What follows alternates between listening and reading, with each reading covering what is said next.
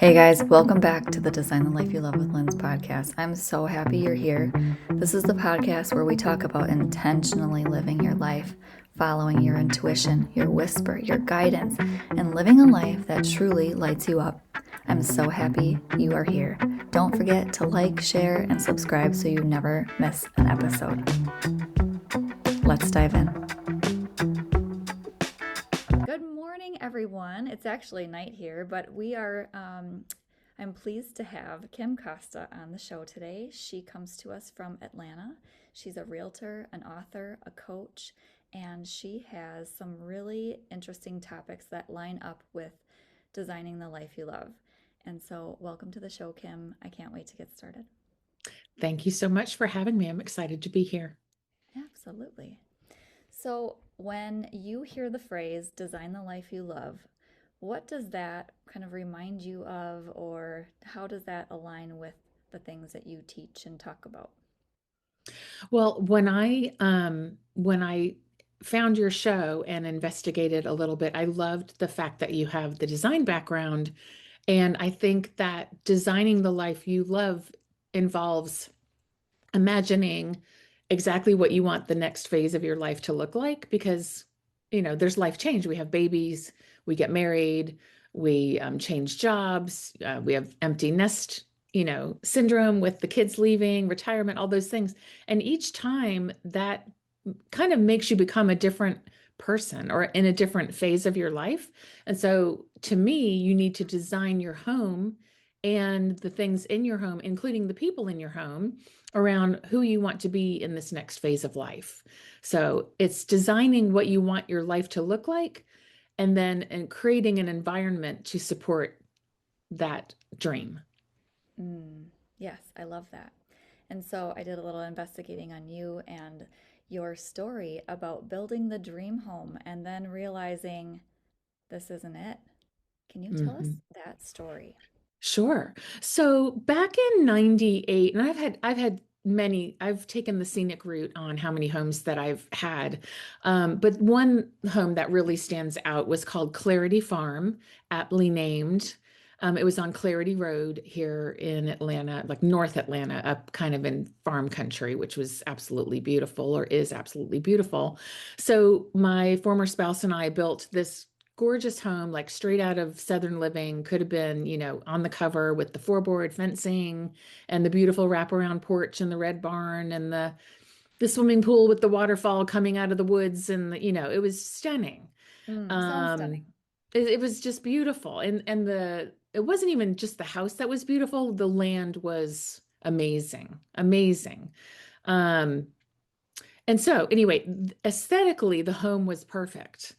But I found myself being an accountant in our family business when I am a creative person. I was riding horses and I'm a golfer. I've always been a golfer since I was little. And I'm more extroverted, and I was living on a remote farm, an hour and a half away from work and half an hour from the kids' schools. And so my social battery was not getting filled in this home. So come to find out, so I'm doing what everybody does in that area. I'm owning the horse farm and learning how to ride and not golfing and all the other things. Not being an extrovert in town, I was at the farm and I broke my back riding a horse badly, Oh my broke gosh. it really badly so that I should never have walked again. And that really changed my life, that alone, because the doctor put her hand on my leg after I had been in the hospital. And she said, I'm not sure why you're going to walk again. You must have an angel on your shoulder. And I Oh was like, my God. oh, wow. And my legs were still numb. So it was just, you know, I was like, okay. But, I was shuffling around in a walker. And then they said, you have enough movement where you're going to be okay. Like, you may not be running marathons, but you're going to be okay. Wow. And of course I had to run two half marathons just because I could. So Trust me. and I was like, I recovered. But so when I was home recovering from this broken back, I started writing again because I had a lot of downtime. I couldn't drive. I couldn't, cook dinner, stand up and cook dinner. So everyone was doing things for me. So I wrote an essay about friendship to the Oprah Winfrey Show and I won. the essay contest, which Wow. was amazing because like I watched her religiously. And so then, but then my life was so out of a line and I was in pain and I couldn't get this beautiful farm ready for the millions of people that would have seen it on TV. And so I told the Oprah Winfrey Show, no. I told the producer, you may not come to my house. Yeah, wow. That Um, takes some serious I, yeah, I mean, authenticity and gumption. Like, whew. yes, I just didn't know how I was going to get it ready. I had started reading the book and there was the divine secrets of the Yaya sisterhood, and there were some parallels to a woman in the story living in a beautiful home, but all was not, what it seemed. It was not the perfect life that she portrayed. And I was Mm. like, there's no way that the way because the essay disappeared, like it was not emailed, it was like into the website and you never saw it again. And I was like, on pain medication trying to heal and not sleeping, and I was like, what did I write in that essay anyway? And I made some funny jokes and stuff like that, but I was like, you know what, I just can't do this. I just had this panicky feeling because my real life was not aligned with the beautiful aesthetics of the home. And so Mm. designing the life you love needs to match your soul. And at Mm. that time, my soul was in pain and, trying to recover. And I just didn't want to expose myself to millions of viewers. You were out of your integrity and out of alignment. Yes. Yes. And I didn't have the energy to put up the front. Yeah. And so I said no.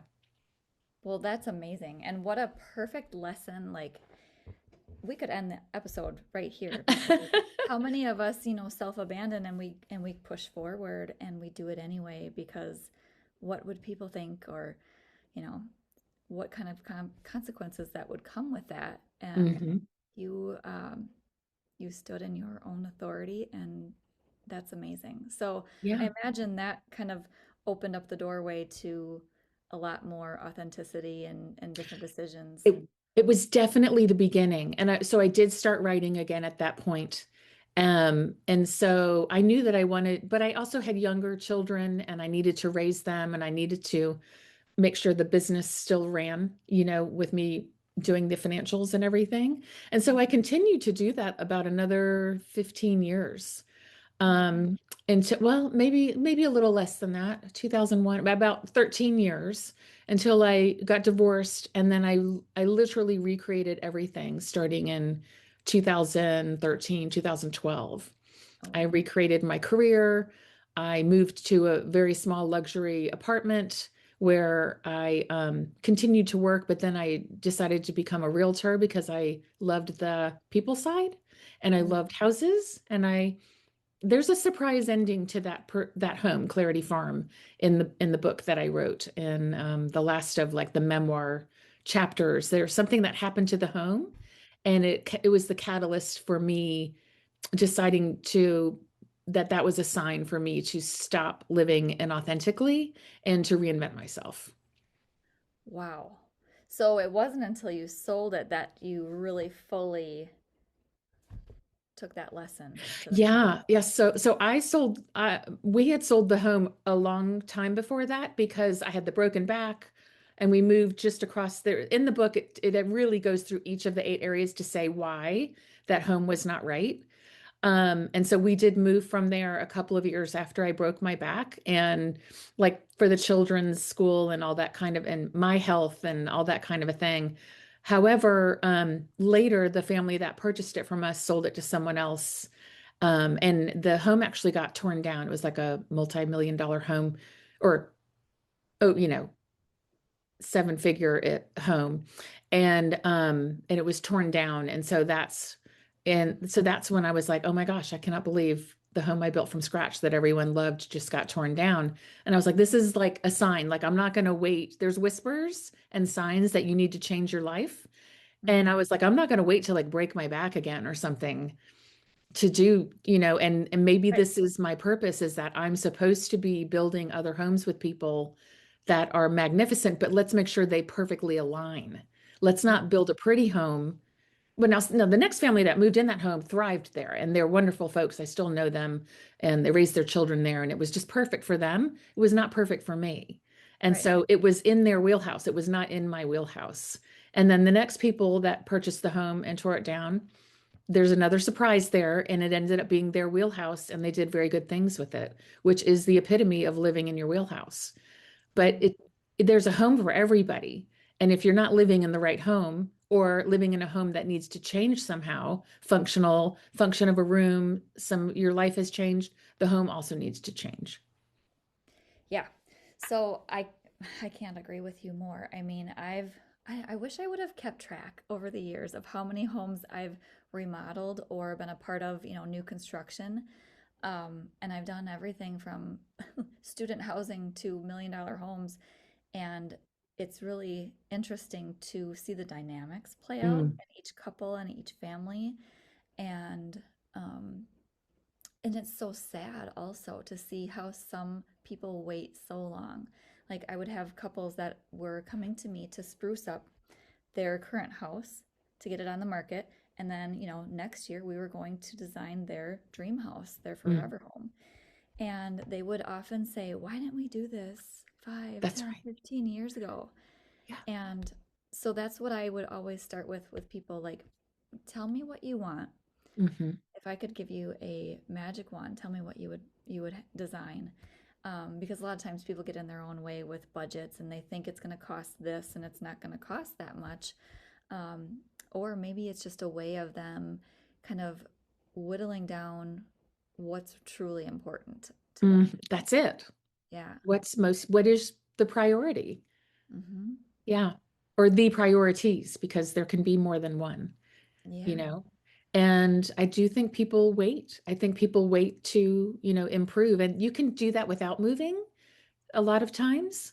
And so, I mean, like you said, a lot of people fix up their home and then they're getting ready to sell it. And it's like, wait, it's like that love it or leave it or love it or list Yeah. it. It's That like, show. then they kind of, change their minds. Like, I do love this home. I just didn't like a certain aspect of it. And we just changed it. Hmm. So, I mean, Yeah, I'm a big advocate for be happy now in any sort of yes. way with your life, with your home, with your body, all of the things. Like Hmm. we can get fixated on something outside of us and really Yes. it's all an internal thing. And homes can be fixed up so easily. I mean, the things that I've done on my own, you probably have too. Just painting can make Oh my such gosh. a huge I difference. just got back from my sister-in-law's house and we were picking out a paint color. Mm, And I helped them purchase the home and all the walls were white, but they're kind of warm and friendly people. yeah. And so they just wanted a more cozy color. So we literally, I and my brother hated this, and he'll hate that I'm even talking about this right now. But I was like, okay, so she's kind of a warm. Yeah, I said, look at me. Let me see. Your coloring is different. We need to pick something in the middle that's kind of warm, kind of cool. I know you don't care, but this is going to go for both of you guys and match the color you've done your cabinets. So it was like, let's just warm it up a little bit because it didn't fit their personalities. They're Mm, very inviting people, and it was like a colder white wall, and it just didn't fit them. yeah. Yeah. Hmm. So, okay, as you're working with people, um, tell us about your wheelhouse method and what that Yes. all means. Okay, so the wheelhouse method starts with the wheel of life, which is a coaching tool. And as I was changing my life, I had a coach who knew my personality was ENFP, which is extroverted, intuitive, feeling, and perceptive. Very creative types like writers, Myers-Briggs, actors. correct? Myers-Briggs scale, correct. So as so I that's when I was really introduced to that wheel of life with the eight different areas: family and friends, career, finance, spirituality, romance, environment, health. And I always there's one more because I always go through them and I'm like, what one did I not say? But there's eight of them. And so then I took Maslow's hierarchy of needs, Hmm. which we all learned throughout school. And it starts off with like a triangle. And at the very bottom are our basic needs, physiological needs of sleep, water, food, and like a safe environment. So going up from there, it goes to safety, love and belonging, esteem, and then cognitive, which is learning, and then up to aesthetic. So that last need I just talked about was the paint color. That's an aesthetic need, Sure. right? So Yep. not as serious as if You you just live have near a a, highway and there's sirens going all night and you can't sleep. That's a physiological need. So that obviously would be a physiological health need, and the paint color might be an aesthetic entertainment. What do you like to do for fun? We like to have people over, but we don't like the color of our walls. So it's a much lesser need than a lower need. right. So you go Right. around Yeah. and answer questions in each of those 8 areas, and you're going to rate what your current situation is in your home. Like, is there a 2 on career because you need two offices, and someone's working at the dining room and someone's working at the kitchen counter, and the kids are running through during Zoom calls? That's like a 2 out of 10 for Okay. career. And so, can we repurpose some rooms or do we need to move? Right. And so we go around the wheel and answer a set of questions.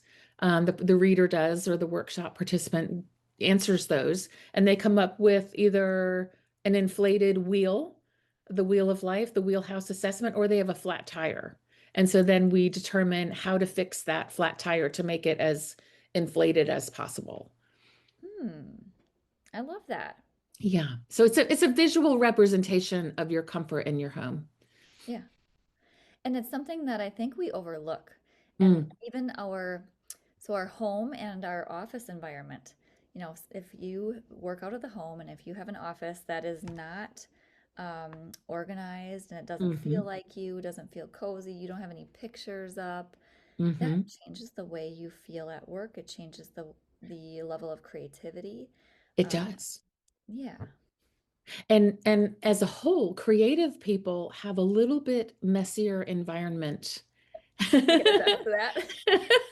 than your structured people. Now, I used to be an accountant, so you don't want a lot of clutter because you're thinking linearly. You're thinking out of the left side of your brain, and clutter, and which, for me as a creative person, if there's some people outside, I want to talk to them. And if there's something like creative, I want to look at it and read it, right? Yep. But that doesn't help me do my accounting. So you really need structure. You need your tools close by. You need focus. You don't want to be near a window, really, because to me, I'll be Correct. watching the people out there Yep. because I'm really curious about that. So the structure is great for that task. But if you're a creative, I have a couple of projects out of camera over here that if I put them away, I may not finish them because Mm, I need to keep that creative process going. As a designer, I need the fabrics, the board up with the fabrics and the colors and everything. And if I'm looking at, say furniture or a piece that goes in that, I may think of something on a walk because that's how my creative brain works. And I need to come back and be able to put it right on that board and not be finding it in a cabinet. right. Yeah. Not having to waste time and sort things out and relay And them out. find it Yeah. again. Hmm. Yes. And so that goes for everyone in the house. If there's a creative child in the home and a structured other person and they put those projects away, it almost kills the project. But at the same time, the structured person doesn't want to see the mess Yeah.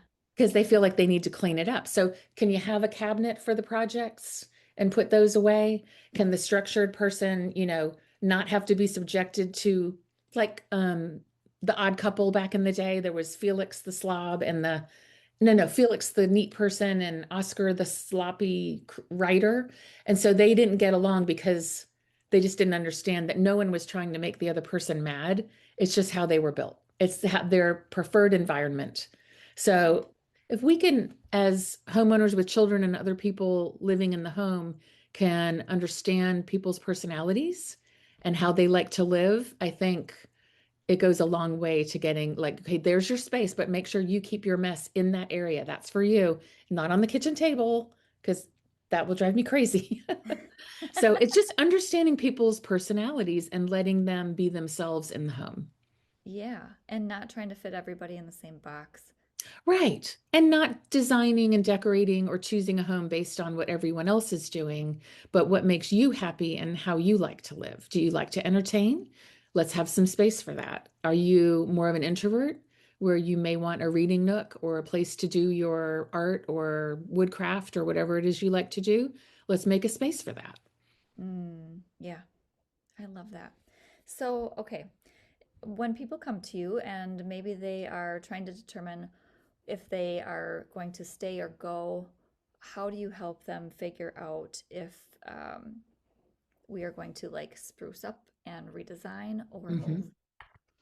Yeah, so I run into this all the time. And sometimes it's a multiple year conversation because it starts with a pain point of I'm frustrated with this part of my house, or I'm longing for a dog again and I don't have a yard, or, so that's like a loneliness or a like a pet, comfort type thing. Um, perhaps the kids have, moved away, but they're not quite ready to get rid of the family home. Having more children is certainly a pain point. If you have 3 bedrooms and 4 children, and there and there's 3 boys and 1 girl, it's probably not going to work to Mhm. have, two to a room. And Yeah. so then you're looking at moving. So it starts as a pain point, a frustration, something that makes you sad. Do you pull in your house and you feel a little lonely? Like you're out in the woods and you've gotten divorced and your kids have moved away. Maybe it's time to move back into town and have some walk to dinner and meet some people.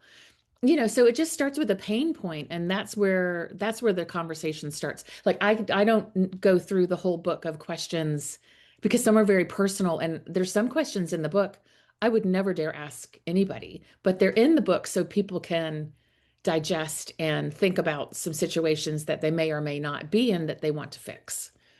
Oh, that's good. Yeah, because, well, and a lot of times awareness doesn't come through right away. It They need a doesn't. little bit of time to digest, and That's right. if nobody's ever asked them that question before, it Yes. it can feel confronting.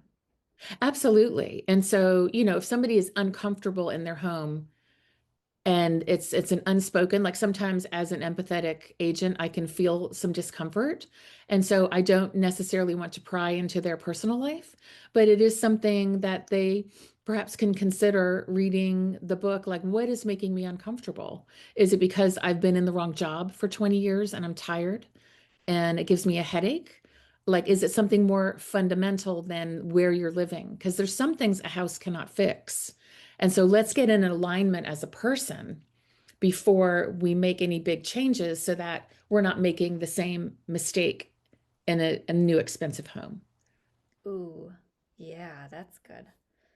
Do you see that happen very often? Sometimes, Okay. sometimes, rarely, you know, um, sometimes I actually did that myself, to be honest. I moved several times. People have a baby to fix a relationship, and some people move. Hmm. A beautiful house will fix everything. Yeah. Oh, so one of my stories is I had everything on the list, that should make you happy. And Yes. it was like, okay, now what? And so I burned my life down metaphorically, and there I was again, like, Yeah. mm-hmm, Wherever you go, there you are. exactly. Yeah. So looking inward uh, is the first place to look. And then obviously our environment makes such a big difference too. Yes. Um, So to me, the home is a representation or should be a representation of your soul or your best life.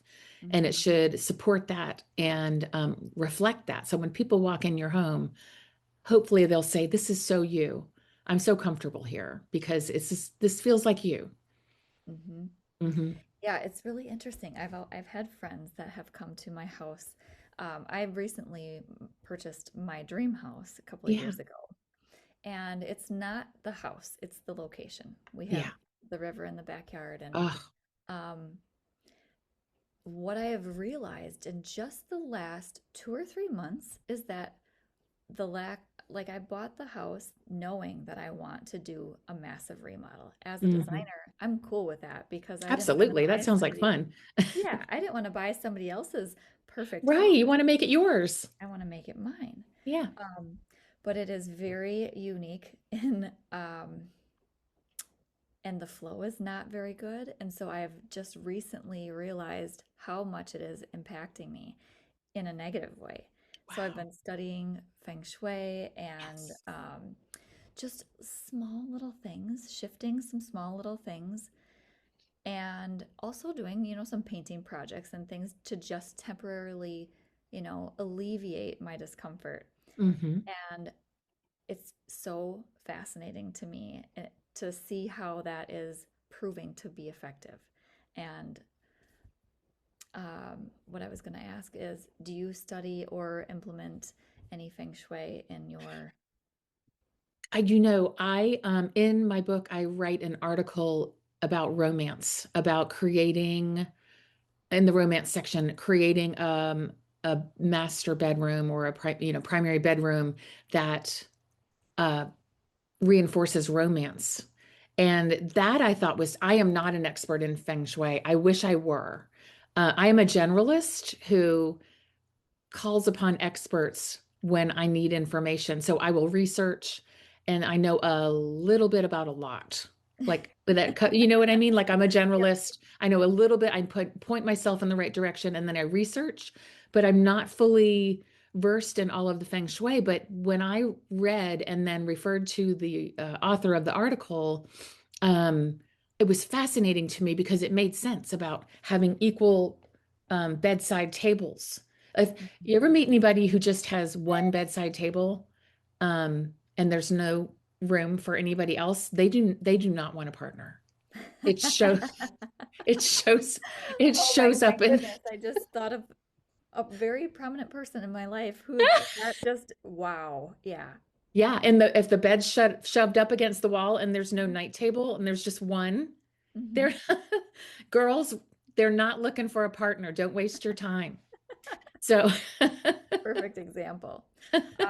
My example is my front door. So I don't yeah. love our front entrance. And so we weren't using it and whatever. And it was kind of a storage area. And so I'm like, I cleaned it all up, organized it, made it more welcoming, made sure it was always shoveled because I'm in Wisconsin. We have snow Yes. and decorated by the front door. And that made a huge energetic shift for me. Wow. That's so good. It is all about the energy in a home. Mhm. And there can be rooms where energy is stuck or draining that you pass by them.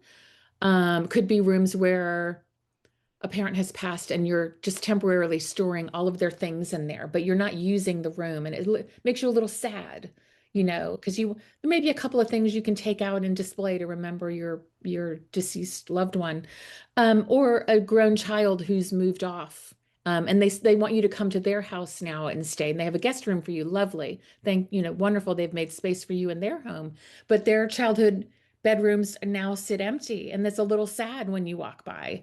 Yeah. So energy can get a little drained when Mhm. you don't repurpose a room to its current function. If those folks aren't coming back to visit, maybe, and you don't have other guests coming, turn it into a podcast room or an art room. Or I just spoke with someone recently and their husband was retiring and he was going to be around the house more and she wasn't sure my husband's a financial planner, and one of his clients once said, "I married him for breakfast and dinner.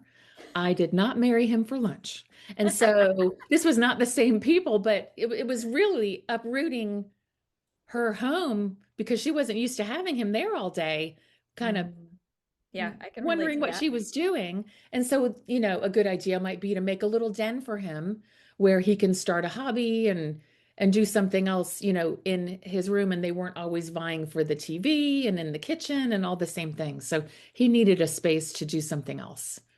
Oh, I love that. Yeah, my Yeah. friend Jenna and I talk about that all the time. Oh, he's home. He's back there again. Like, get out of here. We got stuff to do. We're doing a podcast and we need our space, right? So, Yes. he's Everyone should have some space in the home if at all possible. mm-hmm. Mm-hmm. Oh, what else? If someone listening right now can't move, and what's one powerful shift they can make to bring their home back into alignment? Mm. So again, it boils down to life change. Is there a space or a room that you're not using or that's become a little bit of a junk holder? Is there clutter? Because clutter can be sort of a signal that you need to clean out not only the home, but also some grief or negative feelings that are a little bit stuck, and you're not ready to let go and move on from those feelings. And sometimes items get associated with certain feelings. And sort of like, so this, my process is a little bit like Marie Kondo meets Tony Robbins, right? And so you're I love it. you're improving yourself, but your home is a reflection of you. Mhm. And oftentimes, people who keep items that they're no longer using, they feel some sort of loss Mm, giving those items away. And that's not about the item. That's some sort of sadness or grief or loss that they've had that they haven't processed. mm, And what I find helps people, including myself, is if I'm feeling a little bit stuck either in my life or like my home's gotten a little too cluttered, just pick one drawer, one corner, one part of your closet, one stack of papers, and just going through that to file, organize, mail, and get it off your counter where it's staring you in the face. What one action gets rid of your anxiety. It mm. cures to take some action, however small it may be, helps you feel better. Yeah. Well, there's a couple things in there. Action creates momentum, Yes, and then the action of clearing out the things that are no longer serving you signifies to the universe that, hey, I'm not a match for junk laying around or broken things or that's right. anything And it that's makes creating space for discomfort. something new and better to take its place because you can't, just like your closet. And I need to do a purge in my closet right now. I've got my colors done, and there are some colors in there that don't look good on me. So I need to gift them to somebody and Mhm. make room for the things that look good on me. And then that makes me joyful. But like, I don't have any more room in there. So things have to go for me to bring in new. Mm. Yeah, Hmm. spiritually and physically, right? Very much so. Hmm. And sometimes, when I went through some very big changes, divorce, changing my career, becoming an empty nester, I changed everything. And I moved to a very small luxury apartment that was lock and leave. And so I could study for real estate and continue working my current job in accounting. And I could just walk downstairs and meet, it was a kind of a hot spot in North Atlanta. And so I could meet some friends for dinner and then just go walk right back upstairs to all my new furniture in my nice 2-bedroom luxury apartment. And my former house was darker and it was a little, to me, depressing. And so when I moved, I made sure I got a place where I could watch the sunrise in the morning. And Mm. so that whole way it was like a new beginning. And I have a painting over here that I call the Divine Goddess. It's very large. It's a white dress. It's like a rebirth. And I put that in my bedroom to signify that's what I'm becoming. And Ooh, so I love surrounded that. myself with an easier lifestyle because I had the huge farm and the big houses A lot of and obligations. and all the complications. I just pushed the easy button so I could focus on reinventing myself. Mm, And it was not a permanent home, and that's great. It was very, very good for where I was in my life at the time. I love that. Yeah, very intentional. Very intentional, intentionally easy and pretty Mhm. and uplifting.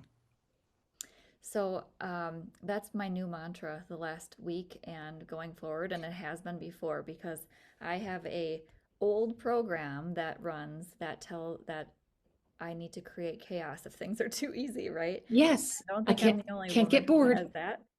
That's very common Hmm. because people who perhaps are used to chaos, they don't feel right unless they have chaos.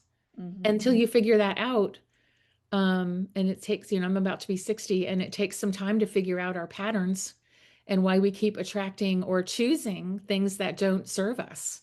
Yeah. And part of that is a home that doesn't fit just because it looks good or it's what the neighbors are doing or what Instagram says is great. Um, it may not suit your personality. There's so much there that I want to talk about. Uh, I used to have on the regular people come in and say, "Well, what is everybody else doing?" It's like, no, no, no, no, no, no, no. We don't care what the hot trend is on cabinet color and countertop color or backsplash. It's what you like because you're going to live there. That's And if right. you don't feel Oh my like gosh. your home is a reflection of you, Right. it doesn't matter if it's new or old. You might as well stay in the old house if you're going to design that way. Right. And with the way that the trends are flipping so fast, I think it used to be like a 10-year trend and then it became a 7-year trend. And I swear it's a 3-year trend now. And so Mhm. if we don't want to remodel our homes every 3 years, then maybe we go with something a little more um, traditional and then have fabrics that we can switch out with the, changing colors, but keep the background just generally suited to us in a color and a style that we like, Mhm. so that we don't have to, you know, switch out so much. Right. You don't have Yeah. to demo the whole thing and replace Yes. all your cabinets and yeah. And when there's a trend, we don't have to go overboard with it. And I love some shiplap, and I do also like I like to call it wooden paneling now because the corners are just a little curved and it's just a little more traditional. And in my area, shiplap was just a little bit overdone and like a two-story great room, in my opinion. And then maybe some people get mad at me to say this. Um, it should not be completely shiplapped. I feel like it's a cozy look, right? And I so agree people with went a you. little overboard with it and Mhm. too much of a good thing becomes passe in a Mhm. couple of years. And then someone walks in like, oh, that is so 2021, Mhm. right? And then what do you do? Rip it all off? You know? Right. Or like the Mhm. black house. Yes. Everybody went way overboard with the black and they didn't do enough. I like to keep it cozy with some cedar accents and some stone Yes. and some of these houses are looking like Gru from the Like Minions. Batman lives there. Yeah. And there's a bat signal coming Yeah. off the top. And some of Yeah. them are quite lovely, but like you said, a little balance. Got to have some balance, just like everything else.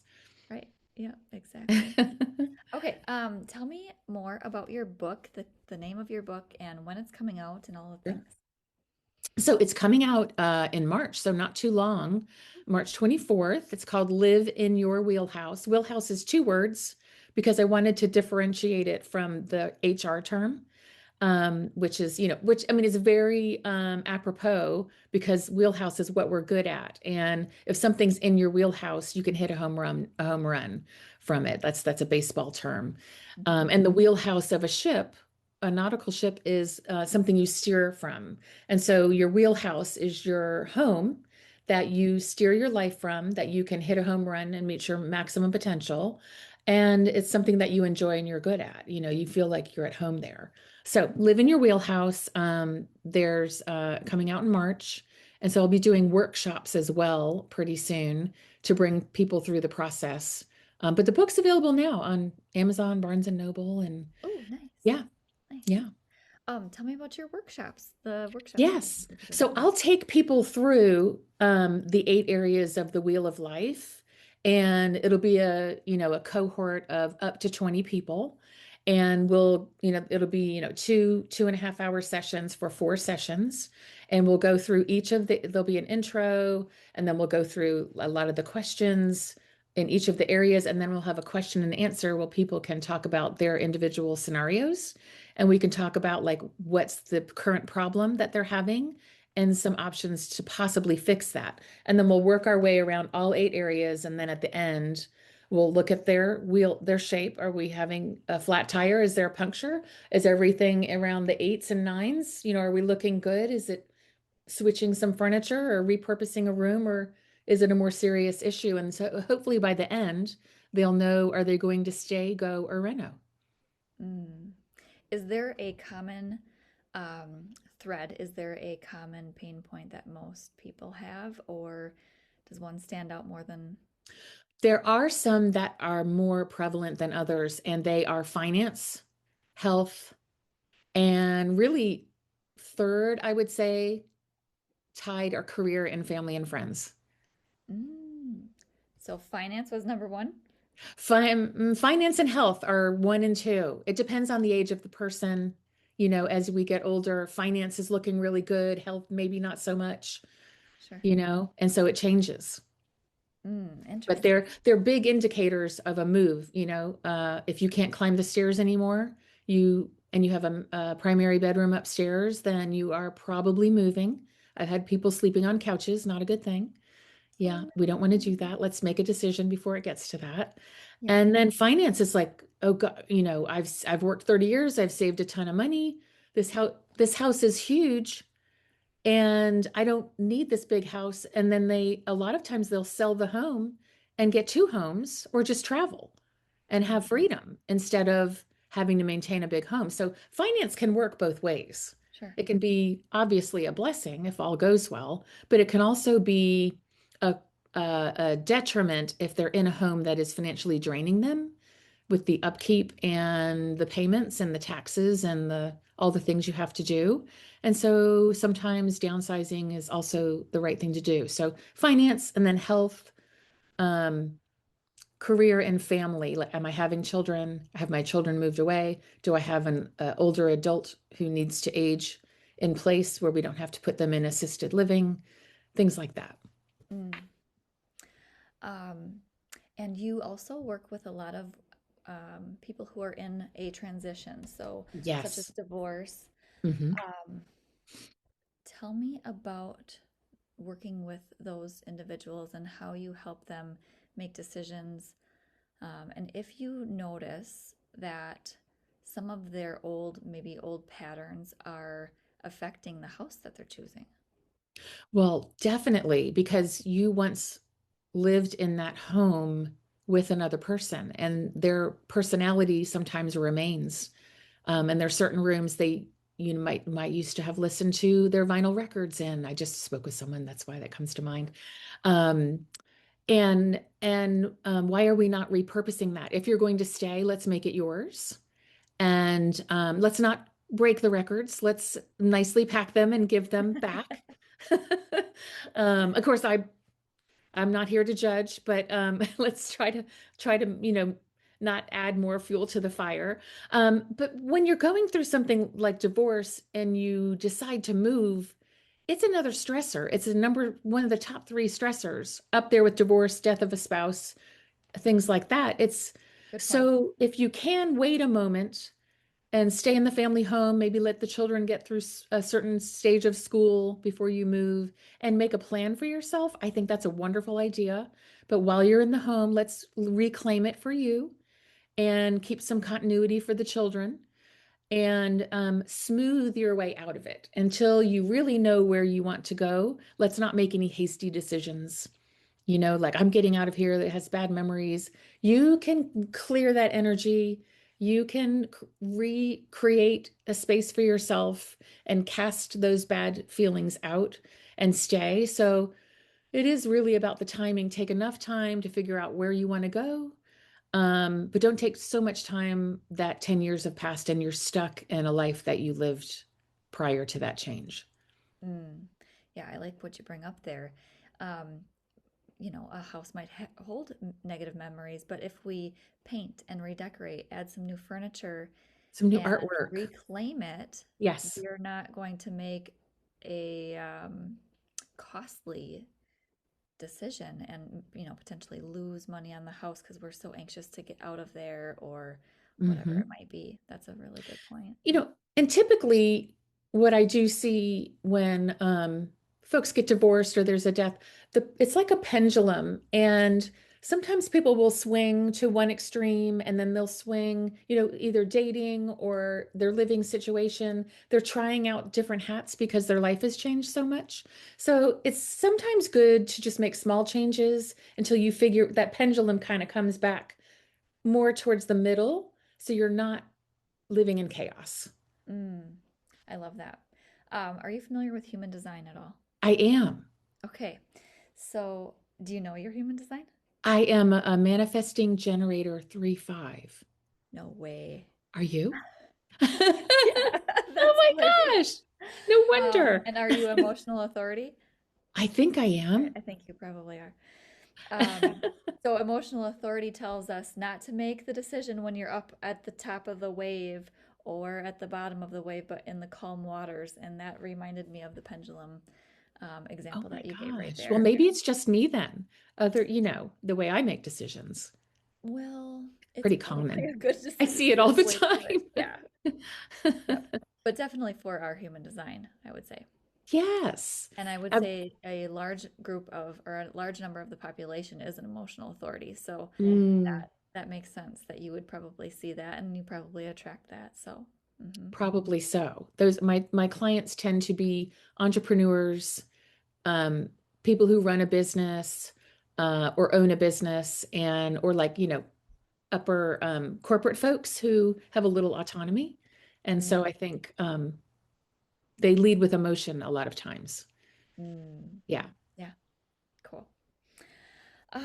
Okay. Let's see. What did we not cover? I have one little note here. If there's a woman listening who feels a quiet whisper that something needs to change, what's the first step she could take today? Hmm. Honestly, it is be still. Mm, Just be still for a little while. That brings tears to my eyes, literally. So when I broke my back, I had to be still. I had no choice, but to just heal and not go anywhere and not do anything. And that is when I found myself again. And it took me when I started to find, it was forced stillness and quietness.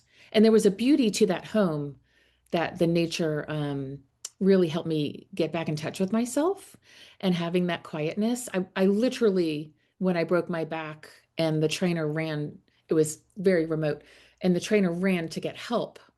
I hollered and no one heard me. It was very remote. But that became a blessing because I had no distractions. I mm, was there with myself in a beautiful spot that, to me showed me, something bigger than me was possible and that the beauty was there. And I couldn't drive anywhere and try to go find people. I had to sit with myself. So anyone who's at home right now thinking, what am I going to do next? What should I do? Do be still for a moment and start to journal. Journal. I journaled and literally put those journals like in the back of my closet and just revisited them time and time again when I had some quiet time. Even when I started getting back out of the house, I kept writing. I revisited those journals, and it really put me back in touch with myself so that when I was ready, I knew who I was and the things that I needed to change. But that was a long time. Y'all don't wait 14, 13 years like I did, if you can help it. But it did really solidify the what I wanted to do with my life. mm. Hmm. Yes, so many beautiful notes of wisdom in there. I'm a huge fan of journaling. I journal every morning, and I feel like that is our direct connection to our higher self and Mm-hmm. God, our angels, our guides. All the wisdom that we are just longing to have access for lives right there, and it just takes 5 to 10 minutes of quiet time with intention in the morning, and you can unlock so much awareness and peace and connection. Um, and nature, yes, 100% nature. Yes. There's That's also, in my opinion, connection to God, connection Hmm. to Very um, much. resonance. Hmm. Um, and the fact that you bring up be still is so synchronistic because that has been my repeating message for a while now, and especially the last few days. Um, being still and the redirection that we often experience, we often try to fight that, right? And Hmm. we, when when things are looking like they are not working out, and just being still, that is when we can find all of those answers and get back in touch with ourselves. So I love that Right. you bring that up. And the answers may not be immediate. They may take some time, but at least if you kind of point your compass to true north, to who you are and what makes you happy, and try to get rid of things that don't make you happy or feel affronting to you. If you push those away and just stay true, you're bound. It's like serendipity takes over and things start appearing in your life Mm-hmm. to like, oh, that seems like such a coincidence, but it wasn't. You found that because you were heading in the right direction. Yep. And so it may not come immediately, but keep going in the direction you know that you want to go. Mm-hmm. When you find that peace within, that's when more of it comes to That's meet you. right. You're like an attractor. Mm-hmm. Hmm. I love it. This has been such a great conversation. Thank you so much for being on the show. Oh, I'm so thrilled. Let's remind our listeners where to find you. Sure. Okay. So no matter what's going on, you can always find me on my website, which is lifestylefoundations.com. So anything about the book or speaking that I'm going to be doing and workshops will be there. And so even if someone listens to this, sometime later, they can always find me there. Awesome. Thank you so much, Kim. Thank you. You're so welcome. I hope you enjoyed this episode. If you did, please share it with someone and subscribe, leave me a rating, all that good stuff. And hey, if you are here and you like these topics, if you want to be a part of the conversation, if you want to learn more about the things that I have incorporated into my life to help me design the life that I love and to love myself more every day, my membership might be the place for you. And as a reward for listening and following along, I have a special code listed in the show notes for you.